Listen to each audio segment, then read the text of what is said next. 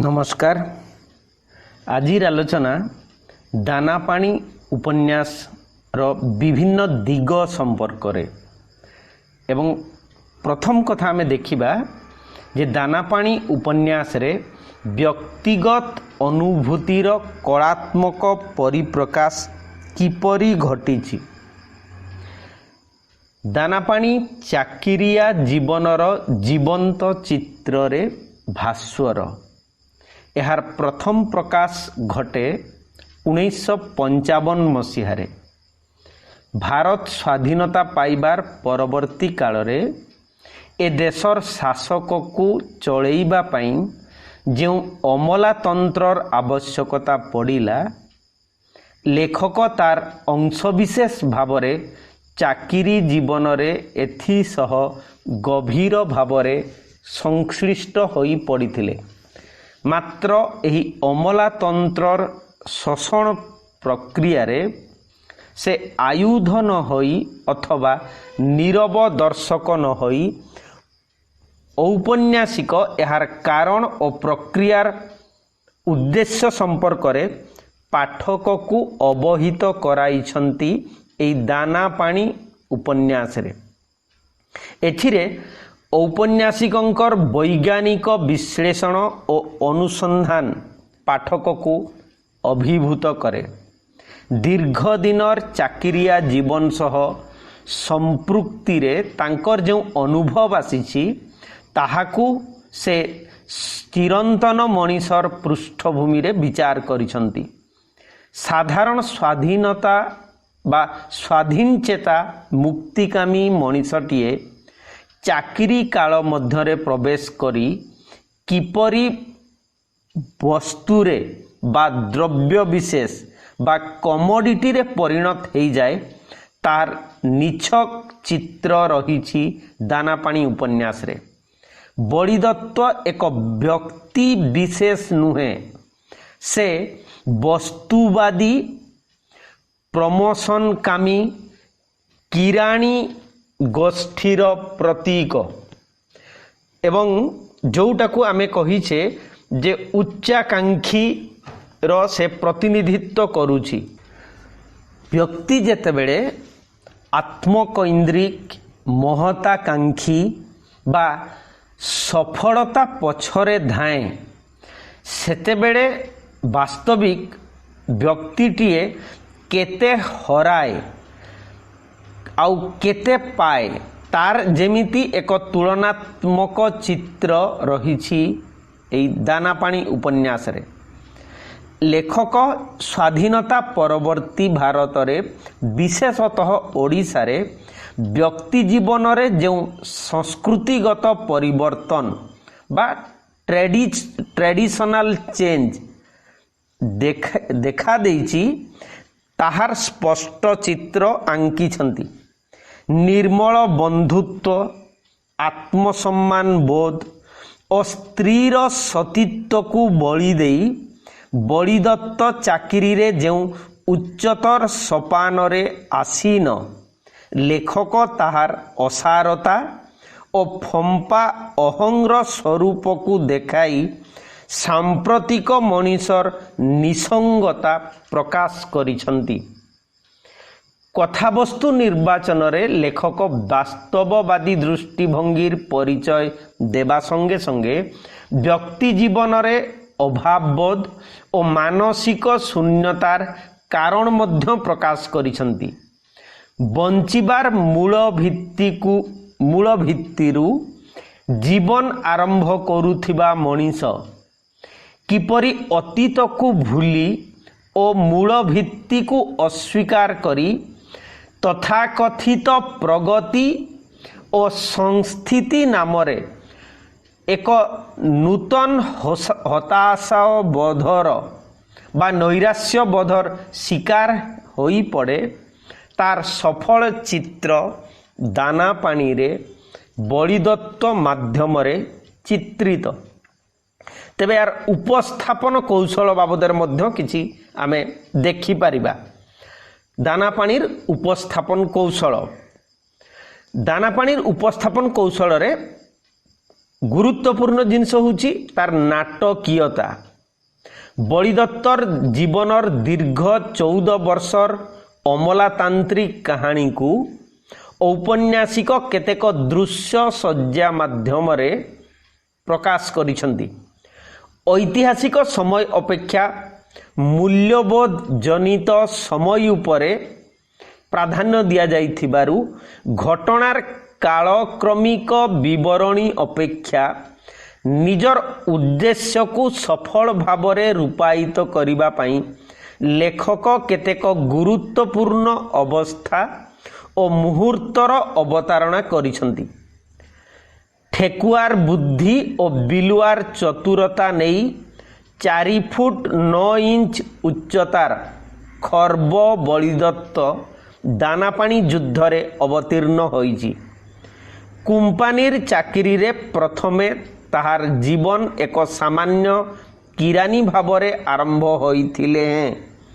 चाकरी जीवनर विभिन्न पर्याय रे निजर चतुरता और अन्य मानंकु प्रतारित करिबार कला कुशलतारे पारदर्शी बलिदत्त 14 वर्षर चाकरी काल रे बड़ ऑफिसर हेबार वस्तुगत सफलता हासिल करे। एक पक्षरे मनीषर वस्तुगत सफलता और अन्य पक्षरे तार मानसिक बा चेतनागत अंतसार शून्यतार विरोधाभास को देखाइबा दानापाणी उपन्यासर मूल उद्देश्य।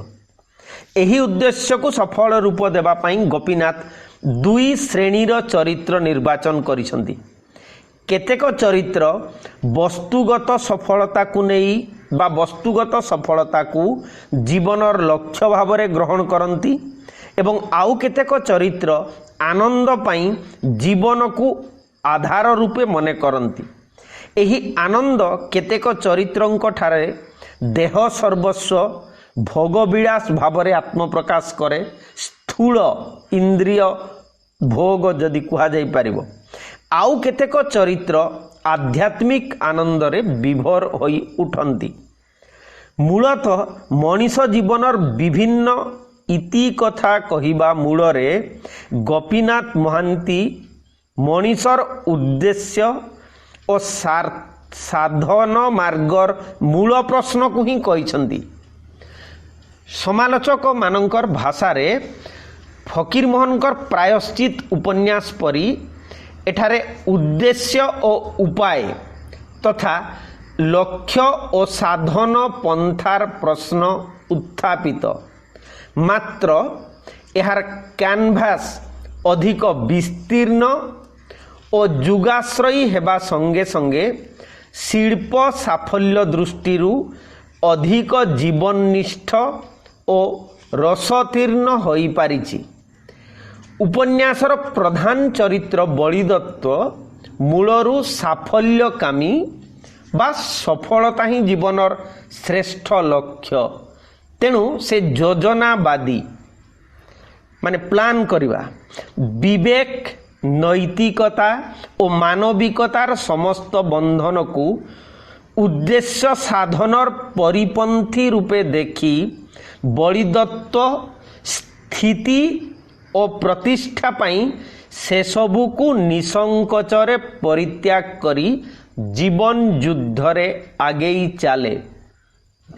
मात्र ता जीवनर करुण मूर्छना से शुणे दीर्घ पथ अतिक्रम परे अर्थ प्रतिपत्ति प्रतिष्ठा शौखीन विलास और आभिजात्यर नागफास बंधन रे बलिदत्त एबे बंदी सबु अधपतन को अस्वीकार करी स्त्री सरोजिनीर आसन्न प्रसवा संतान को निबिड़ भावरे चाहे नूतन कर्मस्थली रे। मात्र ऑफिस रु फेरी संवर्धना सभा को उपदेश देई सारी साहेब कोठीरे भेटे चरम निर्जनता को एकलापन संपूर्ण भावरे आच्छन्न और आक्रांत करे बलिदत्त को। ସରୋଜିନୀ ରଣଜିତ ବାବୁଙ୍କ ସହ ବୁଲି ଯିବାରେ ବଳିଦତ୍ତ ହାଡ଼ରେ ନିଆଁ ଲାଗେ। ପରିବେଶ ଭେଦରେ ମଧ୍ୟ ସେ ଅବସ୍ଥାରୁ ମୁକ୍ତି ପାଇପାରେ ନାହିଁ। ବଡ଼ ବଙ୍ଗଳାର ସମସ୍ତ ଆଭିଜାତ୍ୟ ଓ ଆଦବ କାଇଦାର ଅନ୍ତରାଳରୁ ତାହାର ବ୍ୟକ୍ତି ପୁରୁଷ ନିର୍ଜନତା ଓ ହୀନମନ୍ୟତାର ଶିକାର ହୋଇପଡ଼େ ଓ ତାହାର ଅନ୍ତପୁରୁଷ ଅଣନିଶ୍ୱାସୀ ହୋଇଯାଏ। ଆତ୍ମଦାହରେ ଜର୍ଜରିତ ଓ ବିଦ୍ରୂପରେ ଲାଞ୍ଛିତ ବଳିଦତ୍ତର ମାନସିକତାକୁ ଉପନ୍ୟାସ ଏହିପରି ଦେଖାଇଛନ୍ତି। ଓଃ କି ଯନ୍ତ୍ରଣା! କାହିଁର ବଡ଼ପଣ, କାହିଁର ସାଫଲ୍ୟ, କାହା ପାଇଁ, କ'ଣ ସେ ପାଇଛି? ମୁଣ୍ଡରେ ଦୁଇ ହାତ ଚାପି ଧରି ଅନ୍ଧାରକୁ ଅନେଇଛି। ଏଇ ତାର ପଥ, ତାର ଅନ୍ତ ନାହିଁ। ଏଇ ତାର ଜୀବନର ଅଛିଣ୍ଡା କାହାଣୀ। ଦାନା ପାଣିର ମୂଲ ତଉଲରେ ସାଫଲ୍ୟ ଖୋଜୁ ଖୋଜୁ ଦିନ ରାତି ବିତି ଯାଇଛି। ଆପଣାର ଦେହରେ ଲାଗି ରହିଛି ନିଆଁ। ଦାନାପାଣିର 268 ପୃଷ୍ଠାରେ ସେ ଏପରି ଭାବରେ ବଳିଦତ୍ତର ଅନୁଭୂତିକୁ ବର୍ଣ୍ଣନା କରିଛନ୍ତି। ଏହି ଅବସ୍ଥାଜନିତ ଜ୍ୱାଳାରୁ ମୁକ୍ତି ପାଇବା ପାଇଁ ବଳିଦତ୍ତ ପୁଣି ଫାଇଲ ଗଦା ଭିତରକୁ ଫେରି ଆସେ, ଯେଉଁ ସରୋଜିନୀକୁ ସେ ଦିନେ ଉଦ୍ଦେଶ୍ୟ ସାଧନର ପନ୍ଥା ରୂପେ ଗ୍ରହଣ କରିଥିଲା ଓ ଏଥିପାଇଁ ସରୋଜିନୀର ମଫସଲି ଜୀବନଧାରାକୁ ଉପହାସ କରି ନୂତନ ପ୍ରଗତିଶୀଳ ସମାଜ ଜୀବନରେ ପ୍ରବେଶ କରାଇବାର ପ୍ରେରଣା ଦେଇଥିଲା। ସେହି ସରୋଜିନୀର ଉଲଗ୍ନ ସ୍ୱୈରାଚାରରେ ବଳିଦତ୍ତ ଏବେ ଅତିଷ୍ଠ, ଅଥଚ ପ୍ରତିରୋଧ କରିବାର ସମସ୍ତ ଶକ୍ତିକୁ ସେ ଜାଣିଶୁଣି ବିସର୍ଜନ କରିଦିଏ। ହତାଶା ବୋଧରେ ଜର୍ଜରିତ, ଖର୍ବ ବ୍ୟକ୍ତିତ୍ୱରେ ଲାଞ୍ଛିତ ବଳିଦତ୍ତ ମଣିଷର ଆବେଗ ସମ୍ବେଦନଶୀଳତା ହରେଇ ବସି ଏକ ନିର୍ଜୀବ ମେସିନ୍ ବା କଳର ମୋହରେ ପଡ଼ି ଫାଇଲ ଗଦାରେ ହଜିଯାଏ ବା ନିଜକୁ ହଜେଇବାର ଉପକ୍ରମ କରେ। ବିଶ୍ୱାସ ଓ ଆନନ୍ଦର ଅଭାବ ଘଟୁଥିବା ଜଗତରେ କେବଳ ପେଟେଣ୍ଟ ମେଡିସିନର ବିଜ୍ଞାପନ ପରି ପେଟେଣ୍ଟ ଆଇଡିଆର ଦୌରାତ୍ମ୍ୟରୁ ରକ୍ଷା ପାଇବା ପାଇଁ ବନୁ ଚାକିରି ଛାଡ଼ି ଚାଲିଯାଏ। ନନ୍ଦ ଭୀମ ଭୟଙ୍କର ଭଜନ ବୋଲି ଅଲେଖ ପାଟଣାପୁରର ସନ୍ଧାନ କରେ। ମାତ୍ର ସ୍ଥିତି ବା ଏଷ୍ଟାବ୍ଲିଶମେଣ୍ଟ ଲୋଭୀ ବସ୍ତୁଗତ ବା ବୈଷୟିକ ସୁଖ ଆଶାରେ ଧନ୍ଦି ହେଉଥିବା ବଳିଦତ୍ତ ପରି ନିର୍ଜୀବ ହୃଦୟହୀନ ମଣିଷମାନେ ଯୁଗେ ଯୁଗେ ଆତ୍ମାର ପକ୍ଷାଘାତ ରୋଗରେ ଛଟପଟ ହୁଅନ୍ତି। ଦାନାପାଣିର ଲେଖକ ସାମ୍ପ୍ରତିକ ରୁଗ୍ଣ ମଣିଷମାନଙ୍କ ପାଇଁ ବିଶ୍ୱାସ ଓ ଆନନ୍ଦର କଣିକା ସନ୍ଧାନରେ ପ୍ରୟାସୀ। ତେଣୁ ସମାଲୋଚକ କହନ୍ତି, ଆଧୁନିକ ରୁଗ୍ଣ ଯାନ୍ତ୍ରିକ ଜୀବନର ଆତ୍ମଘାତୀ ବିକଳ ରୂପଟି ଏ ସକଳ ଚିନ୍ତାଧାରା ମଧ୍ୟରେ ବିମୂର୍ତ୍ତ ହେବା ସଙ୍ଗେ ସଙ୍ଗେ ମନୁଷ୍ୟ ଆତ୍ମାର ନବଜନ୍ମ ପାଇଁ ଲେଖକ ଏହାରି ମଧ୍ୟରେ ଯେପରି ଆଜିର ବ୍ୟାଧିଗ୍ରସ୍ତ ଯୁଗ ଓ ଜୀବନକୁ ସୃଜନର ସଙ୍ଗୀତ ଓ ଚେତାବନୀ ଶୁଣାଇଛନ୍ତି।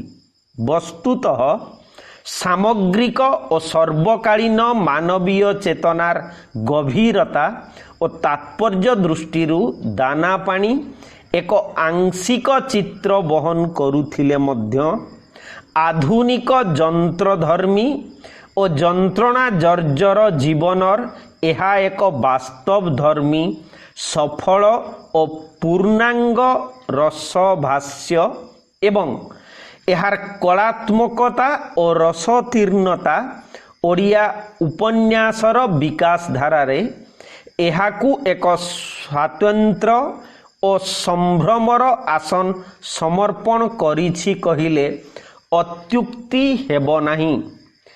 ओडिया उपन्यासर विकास धारारे दाना पानी लेखक हेउछंती चिंतामणि बेहेरा।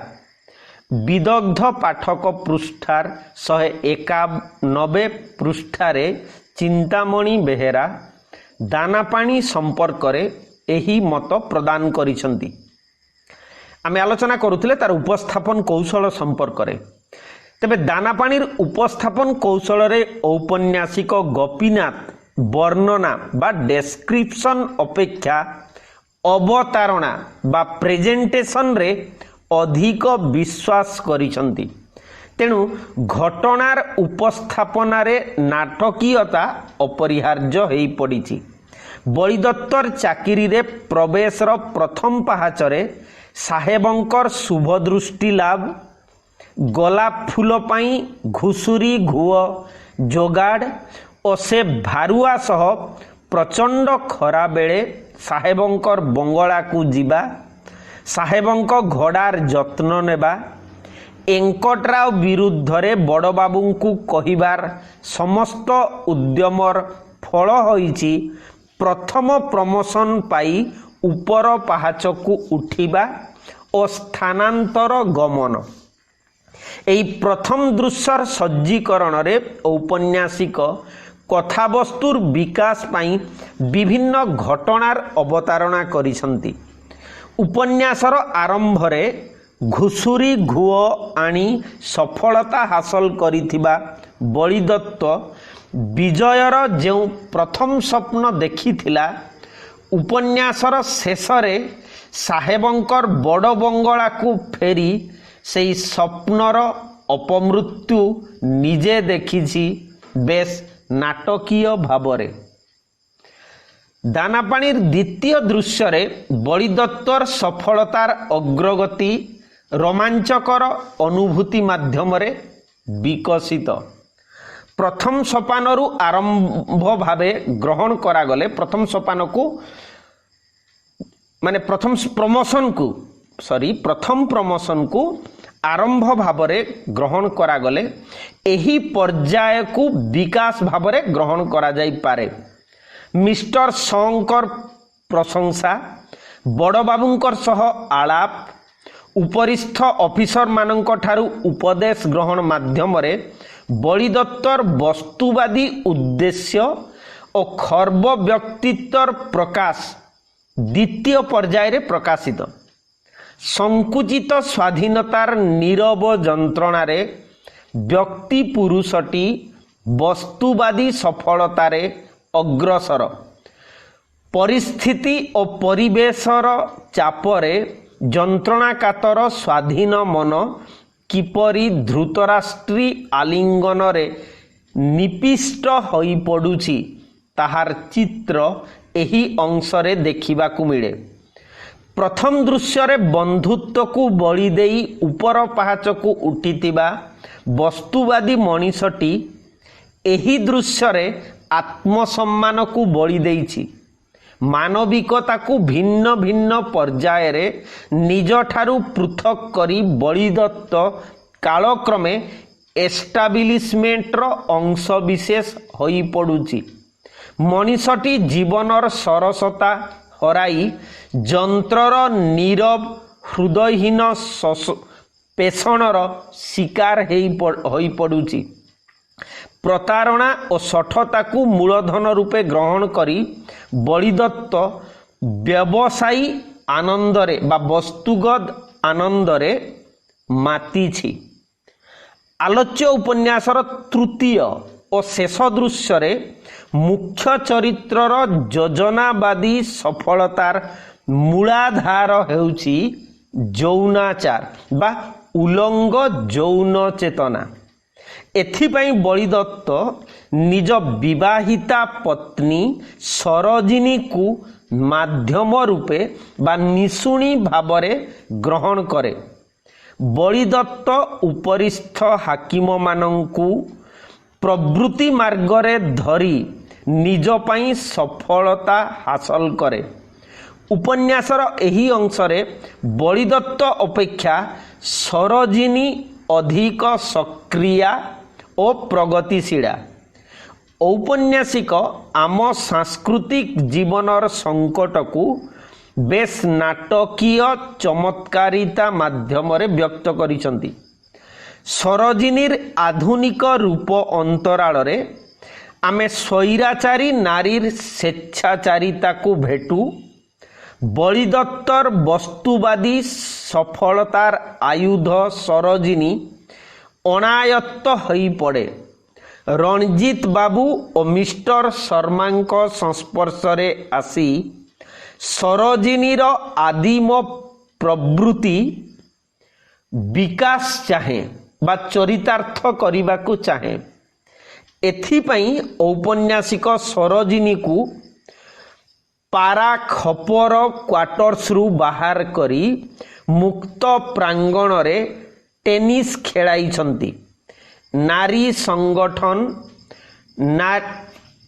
संगठन सहित मिस्टर शर्मांकर संवर्धना, टेनिस खेल, बलिदत्तर असहायता, रणजीत बाबू और मिस्टर शर्मांक मध्यरे यौनगत शत्रुता, मिस्टर शर्मांकर अपमृत्यु एवं परिशेष बलिदत्तर बड़ साहेब भावरे पूर्व स्थान को स्थानांतर प्रभृति घटना माध्यम एक पक्षरे वस्तुवादी सफलतार उन्नति जेतिकी देखाई दिया जाइछि, अपर पक्षरे सामाजिक मूल्यबोधर विकलांग परिवर्तन, अवक्षय और संकट को मध्य सही परी देखाई दिया जाइछि।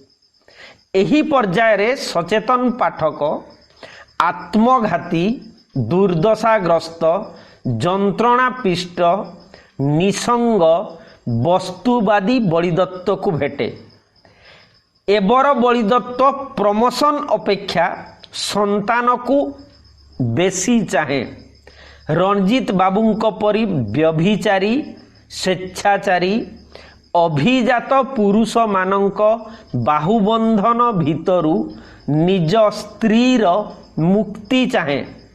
एथिपाई असामर्थ्यर प्रतिबदल रे फाइल गदा भितरे से अणनिश्वासी हुए और बा आत्मगोपन करने को चेष्टा करे। बलिदत्तर बाह्य सत्ता आउटर सेल्फ संस्थिति बा एक्जिस्टेंस पाई संग्रामर जो पथ बाछि नहीं थिला, सामाजिक नीति नियम और प्रथार विरुद्धाचरण करी जो प्रगतिर स्वप्न देखी थिला एवं उपन्यासर आरंभरू शेष पर्यंत जो मूल्यबोध को अस्वीकार करी क्षणिक वस्तुवादी सफलतारे आत्महरा होई पड़िथिला, तार असारता उपन्यासर परिणति रे बलिदत्तर अंतसत्ता बा इनर सेल्फ उपलब्धि करे। मुख्य चरित्रर एई दुई सत्तार अनुभव और पार्थक्य को औपन्यासिक नाटकीय कौशल माध्यम रे देखाइछंती। स्केल रो गोटिए आरंभरू आउ गोटिए शेष आड़कू अग्रगति करी विभिन्न परिस्थिति, परिवेश और चरित्र सम्मुखीन होई बलिदत्त एही तफात बा भिन्नता बा पार्थक्य को तीव्र भावरे अनुभव करे। लेखक मुख्य चरित्रर अतीतर सरलता और ग्रामीण निरीहता को बारंबार स्मृति पथ को आनी बलिदत्त जीवन रे आधुनिक जंत्रणा जर्जरित जीवनर विक्षुब्धता, असारता तथा मानसिक अस्थिरता को प्रकाश करिसंती। दानापाणीर परवर्ती प्रसंग को जदि देखिबा ताहाले ताहा होची परिवेश सृष्टि, दाना पानीर परिवेश सृष्टि। लेखक गोपीनाथ महांती तांकर चरित्र मानक पई गोटे बलिष्ठ परिवेश सृष्टि करती प्राय सबु उपन्यास रे। घटना अपेक्षा चरित्रर मानसिकता को देखिबारे ए प्रकार परिवेश सुदृढ़ भित्ति तैयारी करे। गोपीनाथंक उपन्यास रे जगत घटना बहुल नुहे, बरं मनीषर अंतस्थल को उद्घाटन करिबारे एहा सतत प्रयासी। तेणु औपन्यासिक गोटिए अवस्था और परिवेशर सूक्ष्माति सूक्ष्म उपस्थापना द्वारा पाठक मनरे गभीर प्रभाव सृष्टि करिथांती। फकीर मोहनଙ୍କ चिंताधारारे मध्ययुगीय प्रभाव रे जो दार्शनिकता, भाग्यवादिता और गुरुगिरी तथा पुण्यर्जय और पापर क्षय परी कवि जनसुलभ सिद्धांत बा पोएटिक जस्टिस थिला काव्यिक न्याय बोली कहा जाए, ताहा बदल रे गोपीनाथ महांती अति विचक्षणतार सह भावानुसारी परिवेश माध्यम रे सत्य और वास्तवर प्रतिरूप अंकन करी विंश शताब्दीर संकट और मूल्यबोधर परिवर्तन को सफलतार सहित उपस्थापन करिसंती। लेखक मनीषर आभिमुख्य और संपर्कशीलता को परिच्छन्न दृष्टि रे देखंती। जटिल और संपर्कशीलता मूलरे केवल हेतु देखी से निश्चित नुहंती। तार अंतराल रे लेखकंकर अनुसंधित्सु दृष्टि साधारण मनीष भितरे चिरंतन मनीषर संपर्क देखे। दाना पानी रे शोषित चरित्र हेउची स्वल्प वेतन भोगी किराणी और शोषक गोष्ठी हेउची उच्च वेतन भोगी उपरिस्थ हाकिम बा व्हाइट कलर्ड एम्प्लॉई। गोपीनाथ शोषित श्रेणी को एक संप्रदाय बा क्लास भावरे लक्ष्य करिसंती और सेमानंकर शोषणर प्रकृति और प्रक्रिया देखाइबारे तत्पर हेई उठिसंती। मात्र आनुगत्य साहित्य बा कमिटेड लिटरेचर बा आमे ताकू कहि परिबा संपूर्ण भावरे कम्युनिस्ट बा माने कम्युनिस्ट भावादर्शर साहित्य रे शोषण ही जेपरी मुख्य और प्रतिपाद्य सत्य रूपे प्रतिभात हुए, ताहा गोपीनाथ महांतींकर उपन्यासर मुख्य स्वर होई रहे नाही, बरं मनीषर बंचिबार निरवच्छिन्न संग्राम और परिवेश सहित सामिल हेबार व्याकुलतारे एवं मुक्तिकामी मनीषर स्वाधीन मनोवृत्तिर विकासर उन्मुखतारे शोषण प्राथमिक माध्यम रूपे देखा देई अपसरी जाए।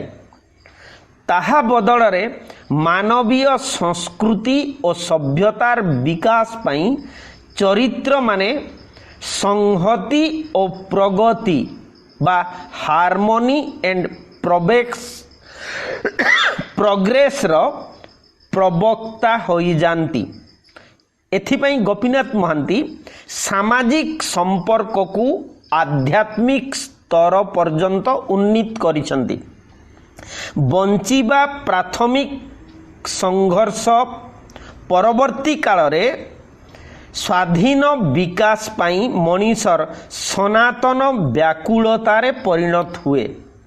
लेखक तांकर चरित्र मानंकु निबिड़ भावरे भल पाइथिबारु ओ अभिज्ञतारु जन्म देइथिबारु सामाजिक संपर्कर संकीर्ण गंडी को भेद करी से सेमानंकर अंतरर मर्म वेदना ओ उच्छास को उद्घाटन करिसंती। लेखकंकर कलात्मक दृष्टिभंगी यह संभव हुए बोली आलोचक माने कहती। तार एक दृष्टांत होची आमे देखिबा सीताकांत महापात्र माने ओडिशार विशिष्ट कवि the fiction of Gopinath Mohanty Quest गोटे इंग्राजी जर्नाल रो जनवरी फेब्रुआरी संख्या 1975 मसीहार 83 पृष्ठारे समालोचक सीताकांत महापात्र विशिष्ट कवि से जहाँ उल्लेख करिसंती मु ताहा एठी अवतारणा करूची। This is made possible by an artistic approach which I believe is a distinguishing feature of Mohanty's fiction. First, the social situation is lifted up to the level of a metaphysical situation. The revolt of the exploited becomes not merely a fight for social justice against another social class, it also becomes part of a universal endeavor of man to free himself from the tyranny of fate. The endeavor to understand the ineluctable laws of chance and change and to come a control of his destiny. This is perhaps because of the author's great intimacy with the concrete situations he is handling. तेणु गोपीनाथ ये statement होची सीताकांत महापात्रंकर। गोपीनाथ प्रथमे स्थान और कालर वर्णित चरित्र और घटनार एक निछक वास्तव और विश्वासयोग्य चित्र उपस्थापन करती। प्रथमावस्थारे सरोजिनी और बड़ीदत्तर घर करणारू सेमानंकर समाज और तहिरे सेमानंकर स्थितावस्थार चित्र मिले। जेपरी सान घरे सरोजिनी और बड़ीदत्तंकर घर करणा बिंची होई पड़िछि। छोट हतारे सान बगीचा, साग बैगण भेंडी, बाहर पाइखाना पाखे आंब गछ छाईरे कदली गछ पुंजीए, तले अरिए प्रसारुणी नटा, अगणारे कागेजी लेंबू गछटिए, कागेजी फूल लदालदी, शोइबा बखरारे जोड़िए ट्रंक रे समग्र संपत्ति, छातरु दुई मुंडरे दौड़ी बंधा होई जो बाउंसटी झुलुची तहिरे सरोजिनीर शाढ़ी और बड़ीदत्तर लुगापटा मिशामिशी झुलुची। भंडार घरे हांडी माठिया केतोटी, किणा होइथिबा रांधिबा उपकरण साइता हुए, तापरे रोसई घर, पदारे काठ। दानापाणी उपन्यास पृष्ठा 5।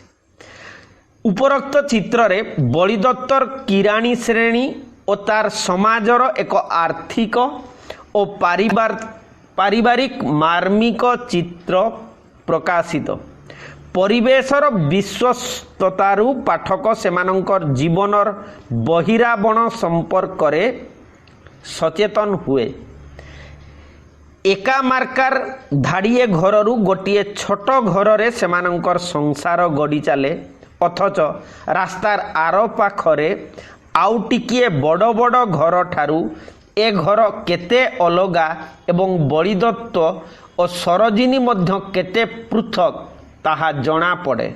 तेणु मनीषर इनफियोरिटी कॉम्प्लेक्स बा जो हीन मान्यता निजकू अन्य मानक सांगरे तुलना करी छोट निजे छोट एई जिनसटा को चमत्कार परिवेश भितरे वर्णना करिसंती।